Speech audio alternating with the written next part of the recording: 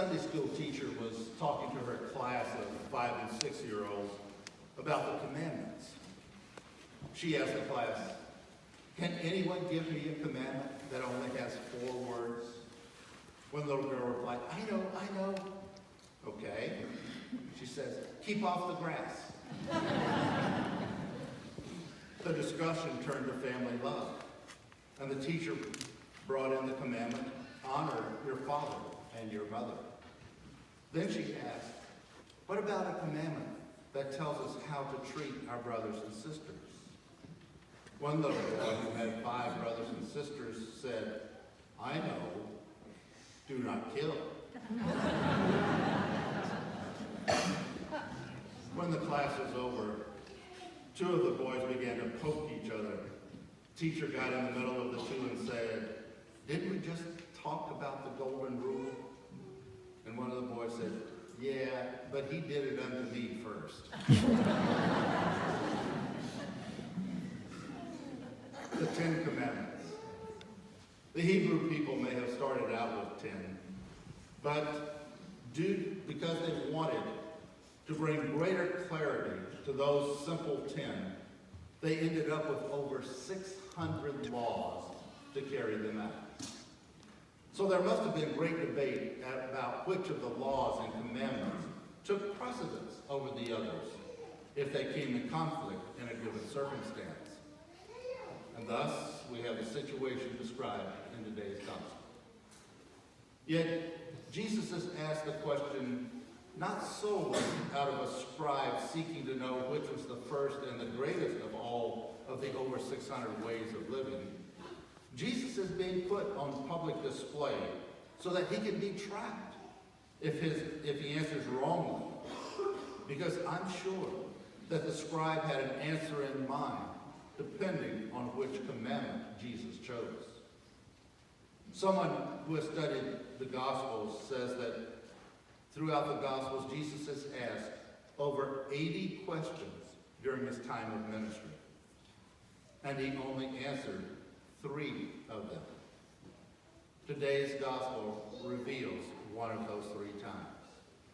Usually, Jesus would respond to a question with another question, or with a parable, for those questioning him to be able to sort out the answer in their own hearts and in their own minds. Jesus must have gone beyond what the scribe expected. It's the only time in which a Jewish leader, rabbi, or teacher ever equated the 2 commandments of love of God and love of neighbor. So the scribe says to Jesus, "Good job, dude." And Jesus says back, "Well, you've got a shot at heaven if you will go out and live the laws." Okay, maybe I kind of paraphrased generously what went on there. But remember, in a previous encounter, when Jesus chastised the Pharisees and the scribes for laying heavy burdens on people's shoulders for them to carry, but doing little to help them relieve those burdens. The scribes were Pharisees with a superior knowledge of the religious law. They would interpret it for the people and then demand strict observance of the law. So when the scribe showed that he understood Jesus' answer as being greater than any sacrifice, Jesus knew that he got it. But now, he challenges the scribe to go out and live the 2 commandments. To love the Lord our God with all our heart, with all of our soul, with all of our mind, and with all of our strength. And to love our neighbor as ourselves. Sounds good, doesn't it? But is it practical? Because that challenge remains to this very day for us. We know the laws and the commandments which have been given to us to create God's kingdom on this earth. And yet so often we will play dumb, or we turn a blind eye to the situation. Or we justify ourselves by saying something like, "But I'm basically a good person. You know, I go to church on Sunday, usually, and I don't fall asleep during the homily most times. And I haven't killed anyone. I might even do some good things from time to time. But after all, I'm no saint. And Jesus might reply, why not? Why aren't you a saint? Well, let's not go there. I don't really have a good answer except maybe to say that I'm not perfect. Well, neither are any of the saints who are currently in heaven perfect. Isn't that what we were put here on this earth to be? A saint? A lover of God? A lover of others? If not, then why are we here? Some of you may have heard of Father Mike Schmitz. He's a highly energetic and vibrant evangelist that has the young people totally engaged in living out their faith. He has a lot of YouTube videos, and I was watching one of them the other night. He was talking about doing a triathlon. You know, that's the race where you swim and bike and run. Well, growing up, his family would do Ironman triathlons, where you swim for 2.4 miles, bike for 112 miles, and then run a full marathon of 26.2 miles. Well, one year they did an Ironman in British Columbia, in Canada. And the way this race went was that it would start at 7 in the morning, and you had to finish by midnight. If you finished past midnight, you weren't given any credit for running the race, even if you only missed the deadline by 2 seconds. The whole town would show up for the race, and people would be cheering the contestants on along the whole way. But the biggest crowd, obviously, was at the finish line. And as the runners would start crossing the finish line, they would experience this whole big crowd yelling and cheering and encouraging them all the way to the end. Some of the runners, after they had finished the race, would go and shower and change their clothes, get something to eat and drink, and then go sit in the stands to cheer the others who were finishing. As the time approached midnight, an announcer would tell the people where the runners were at who were still on the course. At 11:45, the announcer said that one runner was still 2 miles out.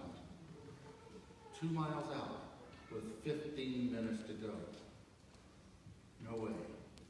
Not after all that he had been through that day.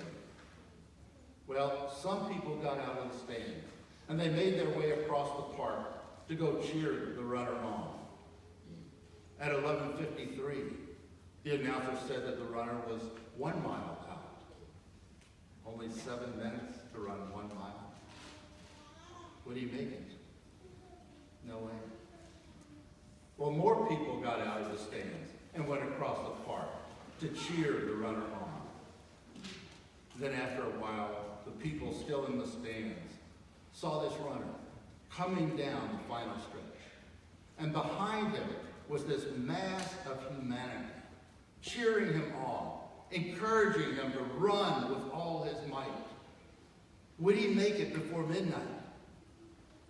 He crossed the finish line at 11:59 and 47 seconds. And the crowd went wild. He had finished the race.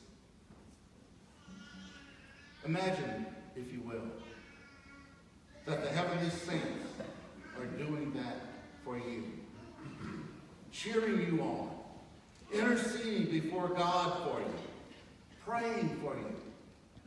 The whole heavenly crowd of saintly people, as well as your family who have gone before you and are in heaven, are doing everything they can to help you to become a saint, to fulfill your life's mission, that great commission from Jesus that he has given you.